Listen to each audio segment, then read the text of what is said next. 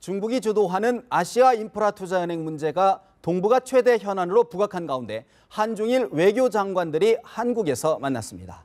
4.29 재보궐선거가 한 달여 앞으로 다가오면서 여야가 총력전에 돌입했습니다. 4.29 재보선의 변수와 관전 포인트 짚어봅니다. 경제풍월 배병유 대표, 박상병 정치평론가 두 분 모셨습니다. 어서 오십시오. 안녕하십니까. 지금 막 4시부터 시작했으니까 한중일 3국 외교장관 회담이 시작이 됐는데요. 이제 3년 만에 회담이라고 하는데 그만큼 한중일 관계가 좀 껄끄러웠다 이렇게 볼 수 있는데 경제 전문가시지 않습니까? 배 대표님 어떻게 보십니까? 우리가 볼 때 정말 오랜만이죠. 이 한중일 3국 간의 외교가 이렇게 얼어붙어가면 안 돼요. 그래서 어떤 형태든지 이번에 돌파구가 열려야 됩니다. 서울에서 윤정세 외교장관이 이제 뭐 의장이지 셋이 불러 이렇게 하니까 이번 기회가 좋은 저겁니다. 그래고 대통령도 이번에 뵙게 되잖아요. 그래서 좋은 성과가 나오길 바라는데 조금 전에 말씀하셨습니다만 지금 이 삼국 간에 관련된 그 외교 현안 중에 뭐 영토 분쟁이나 뭐 역사 분쟁 그것도 말할 필요 없고 미국이 강력하게 하는 사드 배치 문제하고 중국이 주도하는 그 AIIB 은행하고 아시아 투자은행 인프라 투자 이걸 두고 말씀입니다. 미국이나 중국이 공개적으로 이렇게 우리나라에 압력을 넣는 이런 일이 있을 수 없어. 우리 주권국가고 말이야. 우리가 물론 약소국이지만 이런 식으로 외교 중대한 현안을 가지고 공개적으로 압력을 넣는 법이 없어. 그다음에 국내 정치권에서도 말씀입니다. 사드와 같이 이렇게 아주 고도의 정책적인 판단을 해야 되는 거 가지고 막 정치권에서 우리가 먼저 논의해보겠다 이렇게 해가지고 해결이 안 되는 겁니다. 이제 그런 시점에 3국 간 외교장관 회담이 열리기 때문에 좀 어떻게 이제 이해관계가 지금 거의 다 기본 틀이 드러났거든. 그래서 각국 간의 이해를 조정해가지고 요게 결실을 봐가지고 정상회담까지 갈 수 있는 쪽으로 이번에 잘 끌고 가야 된다고 봅니다. 나는 박근혜 대통령이 저 중국 외교부장하고 일본의 외무상하고 모처럼 만난다는 것도 그런 긍정적인 신호라고 보냅니다. 구체적인 디테일한 내용은 알 수가 없고 우리는 뭐 지금 회의가 시작됐다니까. 박 평론가님, 중국 입장에서는 사실 이번 회담을 참 굉장히 큰 지렛대로 삼으려고 할 텐데 어떤 부분을 좀 강조할 거로 보십니까? 중국이 제일 지금 문제를 삼고 있는 건 사드 문제겠죠. 굉장히 예민한 문제고 이런저런 라인을 통해 가지고 우리 정부의 중국의 입장을 전달했습니다만 그러나 이번에 한중일 외교회담에서 사드 문제가 공론화될 가능성은 높지는 않아 보여요. 왜냐하면은 중국이 이 문제를 가지고 그 자리에서 얘기를 해버리면은 대한민국의 주권을 어떻게 보면은 좀 간섭하는 그렇죠. 개입할 수 있는 그런 여지가 있는 것이고 특히 그는 일본이 있는 자리에서 그런 얘기할 필요가 없는 거죠. 또 어제 보니까 방금 나오는 소식들을 보니까 한중 간에도 그 앞에 별도의 양자 외교장 회담에서도 중국 그 얘기를 안 했다 그래요. 저는 이것이 옳다고 봅니다. 방금 선생님 말씀하신 것처럼 사드는 우리가 결정한 문제예요. 중국이 하라 말라, 일본이 하라 말라, 뭐 미국이 하라 말라 문제가 아닙니다. 또 더구나 이거는 우리가 정치적으로 여야 찬반의 문제가 아니라 대한민국의 국가 이익에서 또 이 문제와 중국, 일본, 북한 뭐 등등 전체적인 상황을 고려해가지고 우리가 최종적으로 판단할 문제지 이거를 우리가 뭐 찬반 양론을 몰아가지고 힘의 대결을 갈 수 있는 문제는 아니거든요. 그래서 이거는 공개적으로 슬쩍 약간의 우리 정부 입장을 전달할 수 있지만 그건 발표는 안 할 거다. 한다고 하더라도 이 문제는 핵심이 아닌 것 같고 중국이 역시 문제를 삼고 있는 거는 AIIB 가입 문제에 대해서만큼 적극적으로 용의를 물을 것 같고 일본도 조금 스탠스가 바뀌고 있는 것 같아요. 이제 이 주요 아시아 국가 중에서 일본만 노했거든요. 근데 우리는 조금 애매모호했는데 우리는 방향을 좀 전향적으로 AIIB 가입에 찾고 있는 것 같고 일본도 아니라 했다가 우리만 빠지나? 일본도 좀 방향을 돌아서고 있는 것 같아요. 아마 그래서 보면은 중국도 사드 문제 뒤로 빼면서 AIIB를 가지고 얘기를 하면서 남북관계 뭐 북핵 문제라든지 공동의 평화지대 뭐 이런 것들을 얘기를 하면서 전체의 분위기를 좀 좋게 끌고 가지 않겠느냐 이렇게 해서. 근데 배 대표님 이게 사실 AIB 은행 같은 경우에 사실 미국이 좀 공개적으로 반대하고 있는데 우리가 적극적으로 하기도 좀 부담스러운 거 아닌가요? 초기에는 그런 면이 작용을 했는데 지금 이 시점 현재까지는 독자적으로 판단할 수 있는 영역이 생겼다고 보는 겁니다. 기본적으로 중국이 주도하는 AIIB에 대해서 미국이 압력을 넣는 것은 미국과 일본이 주도해왔던 ADB 은행 거기야 대양 세력이 된다는 그런 측면에서 지금 강력하게 반대했던 거 아닙니까?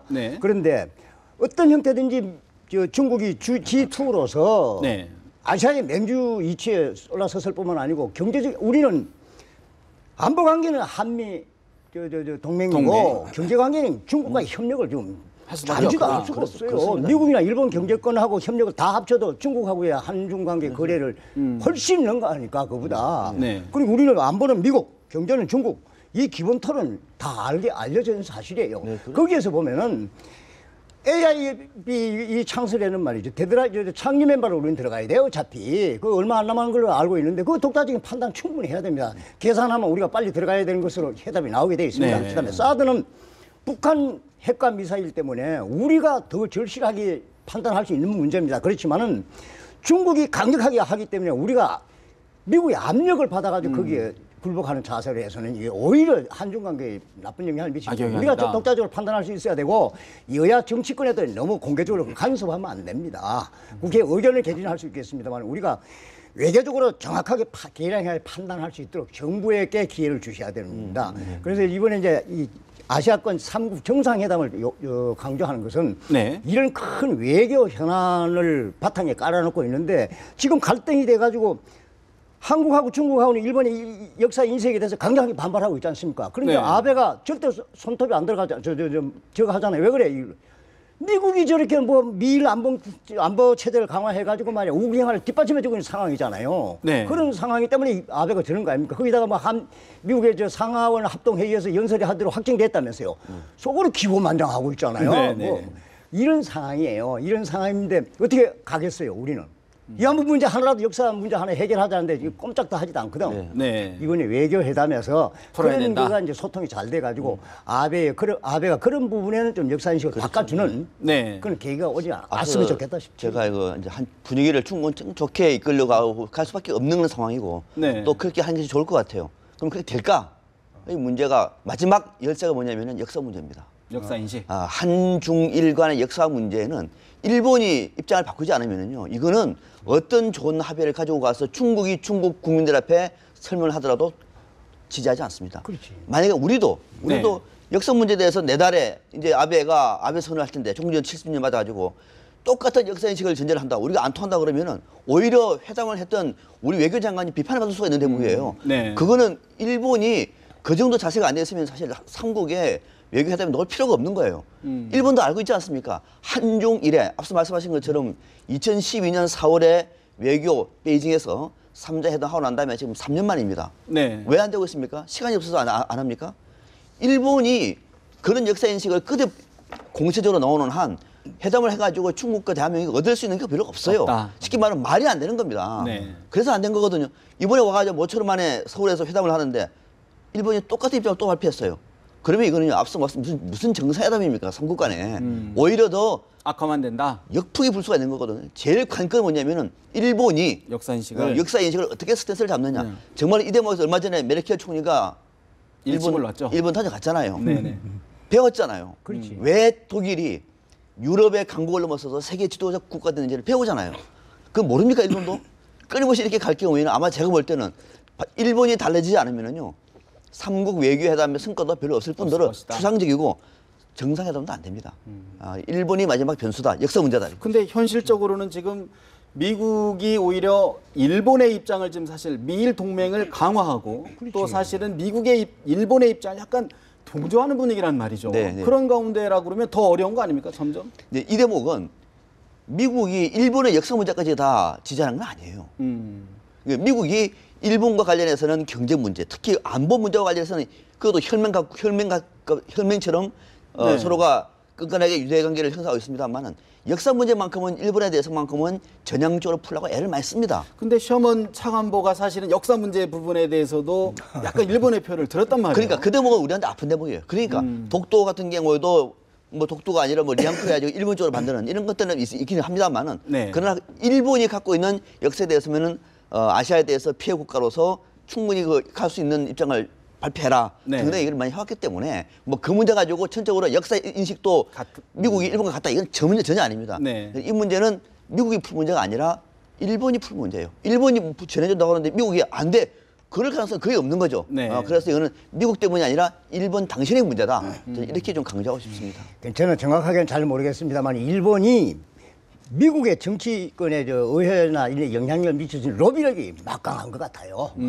돈도 많이 썼을 겁니다. 뭐 다른 분야도 이 동남아도 관련 그랬습니다만 이번에 그 아베 미 상하 양원 합동회의 그거 보면은 네. 종합적으로는 일본의 로비력이 먹혀든 것이 아니겠느냐 하는 생각을 합니다. 그다음에 이번에 그 오바마 대통령 부인 일본에 와서 저 국빈 대우받는 네. 모습을 보니까 저것도 다 나는 일본의 뭘 로비력으로 나온 것이 아니냐 그렇게 비춰지대. 그걸 뭐 우리로서는 뭐 그런 식으로 할 수는 없고 네. 그래서 지금 현재 이 외교 현안 이 부분에 대해서는 우리나라 대통령이나 외무장관이 양보하고 자시고 할 게 없어요. 미일 관계에. 지금 원칙대로 가야 대통령이 된다? 지금 위안부 문제 넘겨주고 덮어주고 지금 정상회담 하다 동의할 수 있어요? 네. 할 수 없어요. 그래서 아까 박 박사 말씀하셨다시피 한일 간의 역사 이식 문제는 우리가 양보하고 할 수 없어요. 메르켈이 얘기했다는 거 아닙니까? 역사는 바꿀 수 없고 지울 수도 없는 거거든. 네. 바꿀 수 없고 지울 수 있는 방법이 없어요. 그래서 일본이 아베가 이번에 연설문에서 뭐 어떤 식으로 나올는지 모르겠습니다만 거기가 바로 해야 돼요. 네. 만약에 네. 이번 기회에 미국이 앞서 말씀드린 것처럼 실제로 미국의 아시아 전략에서 역사 문제만큼은 끊임없이 일본에 대해서 전향적인 입장을 촉구하고 있습니다. 네. 그런데 이제 미국의 일부 의원들 같은 경우는 방금 말씀하신 것처럼 이 돈이 일본의 그 역사에 대해서는 정말 로비가 치열합니다. 미국은 돈이 통하는 나라예요. 대한민국에는 그 정도 안 통할 겁니다. 미국은 통합니다. 로비가 예, 있으니까. 의회도 돈이 통하고요. 네. 무슨 단체에도 지도 하나 표기하는데도 돈 갖다 주면은 아 이거는 일본 땅이구나. 뭐 이런 네, 식으로는 네, 네. 그러니까 그 하나의 우리가 아 이것이 미국 정부의 공식 입장이다라 보시면 안 되는데 네. 다만 이번 기회에 미국이 진정으로 대한민국의 사드가 아시아의 안보를 더 방어적인 측면에서 유지할 수가 있고, 네. 있고 한미 관계나 또 한미일 관계 속에서 더 든든하게 하면서 전체로 북핵을 방어할 수 있는 네. 좋은 수단이라고 얘기를 할 경우에는 오히려 더 일본한테 더 밀어대죠. 니 때문에 안 된다. 네. 독일 봐라 하면서 역사 문제가 그렇게 금토라고 얘기하면 도대체 뭐가 문제가 있는지에 대해서는 전형적으로 인권의 문제라든지 그런 인권 없습니까? 굉장히 중요한 인권의 문제가 있습니다. 과거의 파시즘의 폐해가 일본도 알고 있습니다. 네. 충분히 아베의 70년 기념 연설 때도 얘기할 수 있게끔. 그래서 저는 오히려 그런 것들이 미국이 축구하고 있는데 미국 상하 양원 연설에서 아베가 어떤 말을 할지가 보면은 저는 결정적으로 답이 나올 것이다. 네. 미국이 일본의 관점을 어떻게 보고 있는가는 그것은 나올 것 같아요.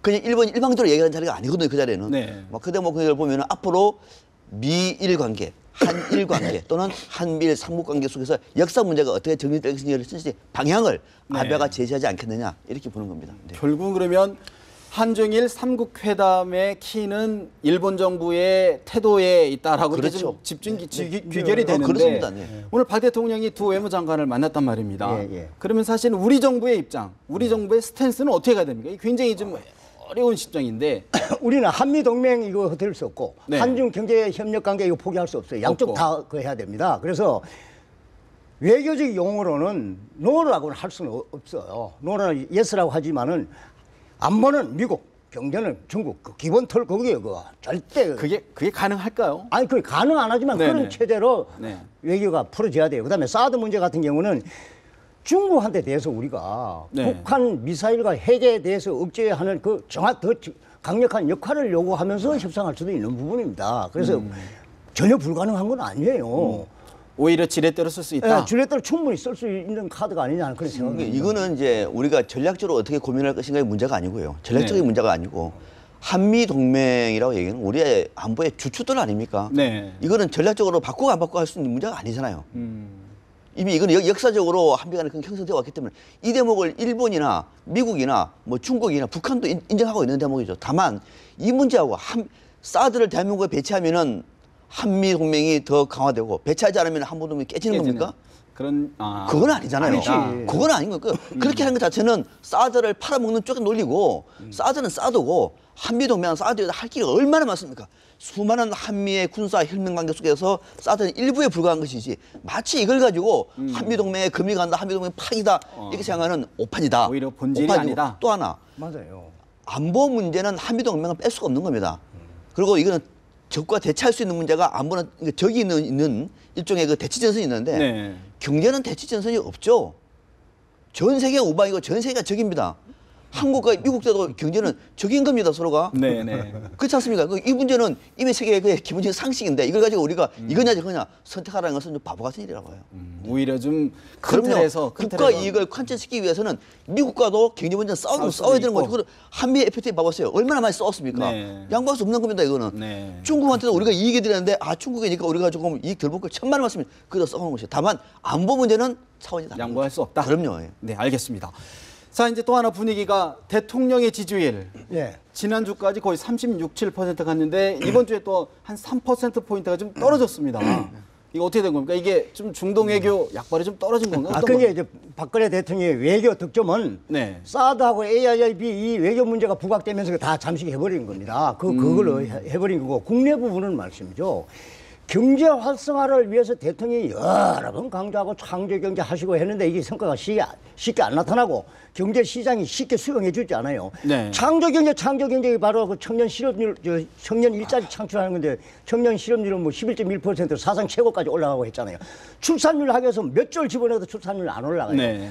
주택 정책, 부동산 정책 여러 번 발표했지만 시장에서 아직도 활기가 겨우 미동할까 말까 이런 얘기예요. 그다음 서비스 산업 같은 경우에는 입법에 다 걸려 있어요. 그래서 경제 활성화 정책의 성과가 나타나지 않기 때문에 기본적으로 지지율이 안 올라가. 네. 오바마 대통령이 뭐가 제일 지지율을 올라갔어요? 그 양적 완화 끝내고 나서 경제가 활성화되고 나니까 막 힘이 생겼잖아요. 아베는 뭡니까? 엔저 가지고 말이야 막 경제가 좋아지니까 지지율이 올라가는 겁니다. 박근혜 대통령도 이 30% 이거 돌파하는 데는 경제 활성화 정책의 성과, 과시적인 성과가 나타나면 팍 올라가게 돼 있어요. 근데 그게 쉽게 안 나타나. 네. 정부로 박근혜 대통령으로서는 할 여러 가지 정책 수단을 집어넣었는데 그게 시장에서 아직도 그 반응으로 안 나타나니까 더디다. 안타까운 거 아니겠냐. 조금 더 시간이 필요하지 않느냐는 생각이 들어요. 이게 3%포인트 정도 떨어졌다는 큰 변화는 아닙니다만 상승세가 꺾였다라고 하는 대목이 중요한 거죠. 네. 상승세가 꺾였다. 왜 꺾였을까? 상승세가 원인이 뭐 있는가를 봐야 되겠죠. 상승의 원인이 크게 두 가지였습니다. 중동 사개국 순방. 좀 괜찮았거든요. 네. 중동하면 우리한테는 그래도 옛날에 향수가 있죠. 그렇죠. 향수가 지금 있지 않습니까? 네. 70년대 그 어려웠을 때 그때의 그 분위기를 박 대통령이 직접 얘기를 하면서부터 상당히 분위기가 좋았습니다. 우리도 이제는 뭔가 되겠구나라는 기대치가 있었고 마침 대통령이 그 선거를 만들고 귀국할 즈음에 또 리포터 대사 네. 그 안보. 피습 사건 그렇죠. 네네네. 이 문제가 터지는 바람에 보수층이 움직인 겁니다. 보수층이 이제 그 끝났잖아요. 네. 그 끝났으니까 는 특별하게 이제 지지를 해야 되는데 뭘 지지하지? 지지하지 않는데 충격으로 빠지고 있는 겁니다. 그렇다고 못한다는 것이 올라가는 것이 아니라 그 지지율이 빠지다 보니까 네. 3%포인트가 떨어진 거거든요. 제가 볼 때는 한 30% 중반대가 지금의 전반적인 이 정도라면 앞으로 좀 숨고르기가 되지 않겠나 싶은 생각이 드는데 네. 최근에 박 대통령의 소통 행보는 네. 조금 전향적인 측면이 있어요. 그런데 그 소통은 소통이고 국민들이 볼 때는 이제 체감되는 성과가 만들어 놔야 돼요. 네. 왜냐하면 집권 3년 차고 벌써 3월 달입니다. 이제 4월로 갑니다. 시간이 없습니다. 이런 와중에 또 최근에 또 이 종북 문제와 관련해 가지고 재보선이 있습니다. 네. 또 한 번 출렁일 수 있어요. 만약에 재보선 때 새누리당이 압승할 경우에는 분위기가 더 좋아지겠죠. 이대로 한 번 더 국정 운영 동력을 세려보자. 또 최근에는 부정부패와 관련해서 또 좋은 게 있어요. 네. 이거는 좀 더 탄력을 받을 수 있는데 뭐이고 만약에 그렇지 않고 여기서 뭐 중국 문제 가지고 프레임을 그는데 실패할 경우는 또 떨어지겠죠. 그래서 네. 아마 30%더 중반대가 지금 박 대통령이 좀 안착할 수 있는 지지율이 아닌가 이런 생각이 듭니다. 결국은 이제 30%대에서 시청률이 좀 오르락내리락 하지 그렇습니다. 않겠는가 네. 그렇게 보시는 거예요. 이것을 이제 그거 가지고는 안 급격하게 돼. 올라갈 수 있는 것은 뭔가 딱 한 가지입니다. 이걸 올릴 수 있는 거는 전에는 두 가지였어요. 대부분 문제였거든요. 대부분 문제는 안 될 것 같아요. 쉽지가 네, 않습니다. 너무 막혀 있고. 지금 사드 문제가 있고 네. 이런 문제 때문에 제가 볼 때는 쉽지는 않을 것 같아요. 물론 카드가 남아있긴 합니다만 홍 장관이 이런 문제를 좀 의욕적으로 하고 있는 것은 좋아 보이나 쉽지는 않는데 지금 진행하고 있는 것 중에서 하나 있습니다.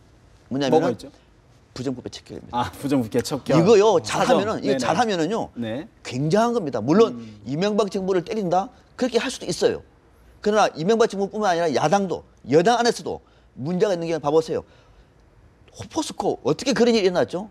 경남기업 봐보세요. 네. 이것을 가지고 우리 국민들이 뭐 경제 살리기 차원에서 이제 대충 묻어갑시다. 옛날에는 그랬습니다. 지금은 안 됩니다. 그렇지 않다. 그런 면에서 보면은 여기서 의미는 그렇다 모든 기업을 다 손대는 이거는 국민들이 오히려 반대할 거죠. 그것이 아니라 정말로 지난 정부나 지금 정부에서도 문제가 있는 경우 박 대통령이 성역을 가르지 않는 성과가 나올 경우에는 국민들은 지지할 것이다. 박 대통령이 더 잘할 수 있는 것이 있는 거예요. 본인은 아들, 딸들이 없잖아요. 대한민국에서 던질 수 있는 사람이에요. 박 대통령이 잘할 수 있는 분야이기 때문에 이 대목만 성과가 나오면 저는 40%도 돌파 탄력을 받을 수 있을 것이다. 네. 사실 또 이런 부분들이 말이에요. 근데 사실 그런 부분들이 사실은 정치적 논쟁을 가져오는 거 아닙니까? 아니죠. 논쟁을 시비를 그런 쪽이 부담스러워요. 대통령이 이를테면은 만약에 제가 야당 대표입니다. 네. 대통령이 뭐 A 기업, B 기업, 공공부문 관료들 해가지고 문제가 드러내가지고 예를 들면은 관표 체결한다. 야당에서 못한다고 얘기를 할 수도 없는 거잖아요. 어차피 그렇죠. 잘한다고 드러내는 그럼요. 거니까요. 잘한다고 얘기하기도 그렇고 오히려 야당이 불편한 것이지 이것이 야당에서 정치적으로 비판할 수 있는 데는 거의 없어요. 그래서 오히려 더 떨어집니다. 네. 그러니까 야당이 입을 막는 표현이 적절할지 모르겠습니다만 오히려 야당한테도 좀 난처하게 할 수 있는 대목은 대통령이 국정의 동력을 부정부패에서 찾는 것은 나쁘지 않다고. 양수겸장이라는 네, 말씀이신데 원칙적으로 맞는 말씀인데 네, 네. 경제계 입장에서 생각해 보십시오. 네. 부정부패 척결을 반대할 명분이 없어요. 그런데 박근혜 대통령이 맨날 창조 경제하고 투자 일자리에 해놓고는 막 거의 전반적으로 이렇게 전방위 사정이죠. 예, 전방위적으로 방산 비리하고 대기업 비자금하고 그다음에 자원외교 자원외교 끼치니까 비리. 네. 유구무원이다 이런 얘기입니다. 그래서 이게 일정한 시간 동안 이렇게 가지고 어떤 식으로 이제 정리가 될는지 그게 이제 제일 큰 관심입니다. 예. 그래서 이제 아까 말씀드렸습니다만은 경제 활성화를 위한 여러 가지 정책을 발표했습니다만 이게 가시적인 성과가 나타나지 않는 것이 이중 구조예요. 한 면에서는 경제 활성화를 하다가 한 면에서는 부정부패 척결을 해가지고 경제계를 압박을 하니까 과거 정부에도 항상 이걸 시작했다가 경제계에서 반발해가지고 그걸 허지부지되고 축소했거든. 근데 네. 박근혜 대통령은 그렇게 안 하겠다는 얘기 아니겠습니까? 덩어리를 완전히 뿌리를 뽑겠다고 얘기를 했으니까 조금 네. 더 오랫동안 가지 않을까 하는 그런 생각을 하고 박 박사께서 30% 내서 이렇게 지지율 여기에 말씀하시는데 우리나라 대통령의 지지율이 30% 가지고는 지금 밀어붙일 수가 국정 과제를 밀고 갈 힘이 없어. 그래서 네. 40%는 50%까지 갖춰야? 올려야만 아베나 오바마 대통령과 같이 저렇게 조금 국정을 끌고 갈 수 있는 힘이 생긴다는 겁니다. 네. 그래서 이번에 그 부정부패 이것도 반드시 그냥 표적해서 네. 누구 손보겠다. 그런 차원이 아니라 이렇게 돼버리면 이건 역풍부입니다. 그것이 네. 아니라 나머지 기업은 경제 활성화를 위해 소출을 위해서 총력을 다 쏟는 것이고 문제가 있는 것은 발본색원 하겠다라고 얘기하면은 이거는 기업도 오히려 더 플러스 요인이고 시장 경제도 더 오히려 우호적입니다. 네. 여론도 마찬가지고 야당도 그렇고 이것밖에 없다. 이렇게. 그렇습니다. 자, 그러면 이제 4.29 재보선 간단하게 좀 짚어봐야 될 것 같은데 네. 사실 이제 39일 남았습니다. 39일 남았는데 여야 모두에게 승패 좀 어떤 부분들을 좀 관전 포인트로 봐야 될까요? 관전 포인트요. 네. 관전 포인트는 대표 간의 대결로 봐야 됩니까? 저는 그거는요 오히려 조금 무리한 것 같아요. 김무성 대표도 총력을 쏟는 것 같지는 않아요. 않고. 여기다가 자기가 신임을 묻는 것도 아니고 문재인 대표도 여기 뭐 신임을 걸고 내 자신 그건 아닌 것 같아요. 그러니까 내고 정도지만 다만 결과가 어느 한쪽에 완성하면 상처는 있겠으나 네. 이걸 가지고 뭐 자기 정치적인 어떤 그 평가를 하는 건 아닌 것 같은데 네. 관전 포인트는 딱 두 가지를 봅니다.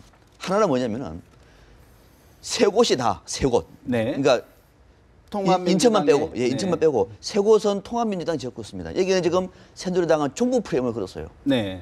통할까 말까. 아. 이게 그것이 통하느냐? 과연 종북 프레임은요 구태 중에 구태입니다. 그런데 이번에는 왜 그러냐?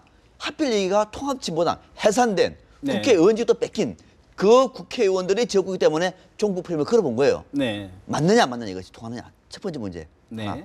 두 번째는 광주입니다. 광주에 천정배하고 새정치민주연합 후보하고는 인지도 측면에서 하고 땅차예요. 인지도 측면에서는. 네. 그런데 광주는 전통적으로 새정치민주연합의 전통적인 텃밭입니다. 네. 거기는 정당하면 2번이 무조건입니다. 정당에 아무리 강한 후보가 나오더라도. 그런데 이번에도 그런 케이스거든요. 강력한 무소속 후보를 찍을 것인가. 그래서 조금 인지도는 떨어지지만은 2번 기호 후보의 정당에 대한 충성도가 높을 것인가의 관전 포인트인데 만약에 여기서 뒤집어지면은 네. 문재인 대표 체제는 굉장히 흔들립니다. 흔들린다. 아주 흔들리기 때문에 두 군데가 핵심적인 광주는 포인트다. 굉장히 그동안 전략적인 투표를 해왔는데 좀 그래서 네. 그래서 더 고민인 겁니다. 전략적으로 어떤 고민을 할까요? 문재인 대표도 힘을 실어줘 이대로 가는 것이 좋은 것인지 아니면은 이대로는 안 된다. 더 큰 혁신을 요구하기 위해서는 무소속으로 가는 거죠. 그러니까 그 전략이 뭐냐가 관전 포인트가 보이실 것이다. 네. 우리 배 대표께서는 그러니까 어떻게 보십니까? 문재인 대표 입장에서는 네. 강화를 뺀 세 곳에서 말이죠. 전략 공천하지 않고 야권 연대하지 않고 세 곳을 다 이기는 것이 그 만점이고 네. 김무성 대표 입장에서는 강화 하나 얻고 플러스 하나 더 얻어야지 그게 리더십으로서 이기는 겁니다. 뭐 가략 하나 서울의 관악을이라든지 네. 최소 두 곳. 그런데 그렇게 보면 둘 다 어려워요. 문재인 의원도 100% 전략공천을 하질 않고 네. 야권 연대하지 않고 세 곳 다 이기내기가 좀 어려운 상황이고 저 김무성 대표도 강화는 모르겠습니다만은 플러스 하나 더 관악이나 뭐 이거 하는 건 그것도 쉽지 않아요. 그래서 둘 다 이번에 어쨌든 판은 적은 편입니다만 그래도 리더십을 심판받는 하나의 판이 되는 것만은 틀림이 없습니다. 그다음에 관전 포인트 하는 게 딱 하나 더는 두 군데가 세 군데서 전 통진당 의원이 무소속으로 입후받았네요. 거기가 뭐 될는지 안 될는지 모르겠습니다만은 낙선한다 치더라도 지지 득표율이 얼마냐. 네. 그게 한 자리 숫자가 되느냐 두 자리 숫자 굉장히 중요하다고 봐요. 통진당이 헌법재판소에 의해서 위헌 정당으로 해산이 되는데 그 소속된 지역구 의원이 무소속으로 나서가지고 두 자리 숫자를 얻었다. 굉장히 중요한 문제가 된 거예요. 그게 관점인데 저는 한 자리 숫자로 득표율이 저거 하지 않을까 이렇게 관측을 하고 하는데 있습니다. 예를 들어서 그 높게 난다면 부담스럽다는 그런 말씀이네요. 이제 그게 중요한 파장을 좋은 지적이십니다. 근데 높게 올 가능성 높지는 않아 보여요. 네. 재보선이기 때문에. 그런데 네. 이 대목에서 또 우리가 하나 더 짚어볼 수 있는 대목은 이번에 이제 재보선을 치를 때 네. 새정치민주연합 입장에서 보면은 사실 어느 곳 한 군데도 마음을 놓을 데가 없어요. 제가 며칠 전에도 새정치연합의 관계자들하고 얘기를 해보니까 정말 깨놓고 하는 얘기가 마음 편한 곳이 한 군데도 없다는 겁니다. 혹자서는 뭐 2대2 얘기를 한다마는 2대2 되면은 문재인 대표가 굉장히 잘했다고 평가를 받을 정도라는 거예요. 내부적으로. 그러니까 제일 마음 편하다고 옛날 같으면 관악을 따놓은 당상이라고 얘기를 할 거예요. 관악을요. 지금 쉽지가 않습니다. 결국은 야권이 좀 흩어져 있어서 그런데 흩어져 있는 것도 그렇고 흩어져 있는 건 그렇고 이게 재보선이잖아요. 최근에 박근혜 정부가 이 어떤 이 부정부패 때문에 드라이브를 탄력을 받고 있어요. 그래서 야당 같은 경우는 이렇게 합니다만은 쉽지가 않는 데다가도 약간 분열되고 또 후보 지명도 좀 떨어져요. 이러다 보니까 이게 아직 안 되고 있는 거고 성남 중원도 마찬가지입니다. 여기도 마찬가지고 뭐 강화는 빼고요 또. 광주도 마찬가지예요. 또 광주도 이거 어떻게 될지 정말 않다. 그래서 어느 한 곳도 마음이 편한 게 없기 때문에 혹시 완패하면 어떡하나. 완패까지. 이런 얘기 할 정도로 그런 하더라고요. 엄살이겠으나 솔직한 얘기를 그런 얘기가 들었습니다. 아니 근데 사실 이제 아까 여당에서는 종북 척결을 얘기하는데 야당에서는 지금 유능한 경제정당론을 얘기한다는 말이죠. 지갑론을 얘기하죠. 그런데 이제 어떻게 보십니까? 문재인 대표의 리더십의 변화 중에 우리가 긍정적으로 평가하는 거는 유능한 경제정당이 되겠다. 굉장히 기가 솔깃해요. 그리고 생산을 얘기를 하게 돼. 과거 같은 분배만 얘기를 했는데 그게 나는 문재인 리더십의 새로운 변화다. 저거라고 자태라고 보는데 그 대신에 박근혜 대통령하고 청와대 회담할 때 보니까 경제는 총체적 위기요 말이야.